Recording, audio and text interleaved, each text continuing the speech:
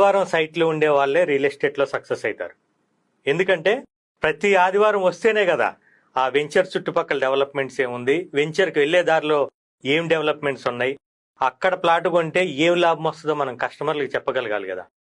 Simple example ఒకటి తీసుకుందామండి. మన ఫ్రెండ్ ఎవరో గచ్చిబౌలిలోనే హైటెక్ సిటీలోనే ఉన్నారు. ఫస్ట్ రోజు మనం ఆ ఇల్లు తెలియదు, వెళ్ళాలనుకుంటాం. ఎలా వెళ్తాం?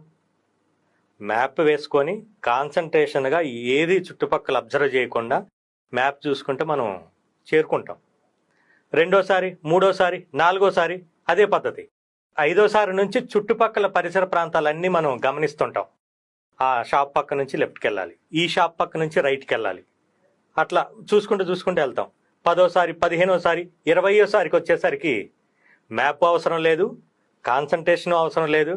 కళ్ళు మూసుకొని నడిపినా, అంటే మన మైండ్ ఏ ఆలోచనలో ఉన్నా కూడా